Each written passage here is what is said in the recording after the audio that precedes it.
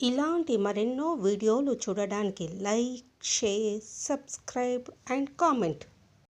ఈరోజు ఈ వీడియోలో కుంభ సంక్రాంతి రోజున సూర్య భగవాన్ అనుగ్రహం కోసము ఏ పనులు చేయాలి, ఏ పనులు చేయకూడదు అనే విషయాల గురించి తెలుసుకుందాము. సూర్యుడు మకర రాశి నుండి కుంభంలోకి ప్రవేశించినప్పుడు ఆ రోజును కుంభ సంక్రాంతి అంటారు. 2026 సంవత్సరంలో కుంభ సంక్రాంతి ఫిబ్రవరి 13న జరుపుకుంటాము. ఈరోజు సూర్యుడు మకర రాశి నుండి కుంభరాశిలోకి ప్రవేశించే రోజు. సూర్యుడు రాశి మారిన రోజు సంక్రమణం అంటారు.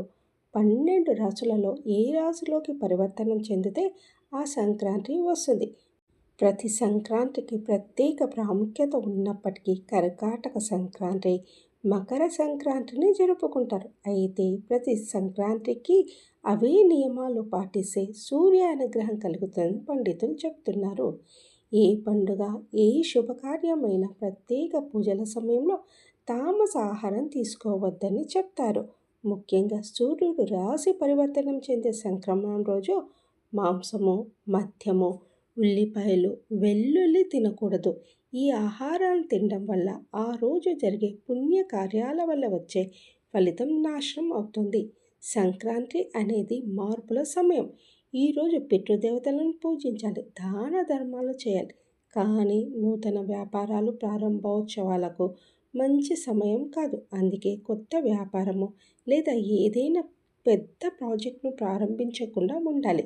కుంభ సంక్రాంతి రోజున ఇంట్లో అనవసర వివాదాలకు అవకాశం ఇవ్వద్దు. వాదనలు, చర్చలు పెట్టుకోవద్దు.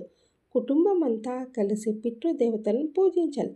ఆలస్యంగా నిద్ర లేవద్దు.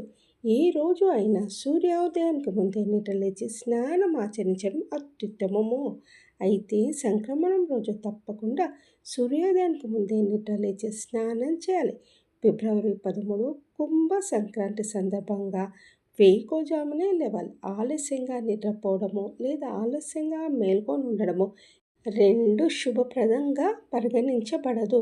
అలా చేయడం వల్ల మీ జాతకంలో సూర్యుని స్థానం బలహీనపడుతుంది. గ్రహాల రాజుగా చెప్పే సూర్యుడి అనుగ్రహం ఉంటే మీ జాతకం సగం దోషాలు తొలగిపోయినట్టే. చాలామంది రకరకాల కారణాలతో ఉదయం స్నానం ఆచరించకుండానే వంట చేయడము, తినేయడము చేస్తుంటారు. ఇది ఆరోగ్యానికి, కుటుంబ ఆనందానికి మంచిది కాదంటారు పండితులు. ముఖ్యంగా సంక్రమణం రోజు వేకువజామున స్నానం ఆచరించి సూర్య భగవాన్కి అర్ఘ్యం ఇచ్చే వరకు ఎలాంటి ఆహారం స్వీకరించకూడదు.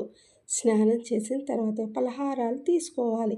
ఈరోజు పవిత్ర నదిలో స్నానం చేయడం వల్ల పుణ్య ఫలితాలు వస్తాయి.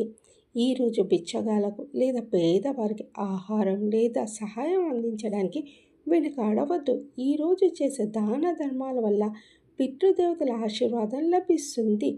మీరు దానం చేసేందుకు ప్రత్యేకంగా వెళ్ళలేకపోయినా మీ దగ్గరకు వచ్చి చెయ్యి చాచిన వారికైనా అన్న వస్త్రాలు దానం చేయండి. కుంభ సంక్రాంతి నాడు బెల్లము, నువ్వులు, ధాన్యాలు, వస్త్రాలు దానం చేయాలి. ఈ రోజున దానం చేయడం వల్ల శుభాలు కలుగుతాయి.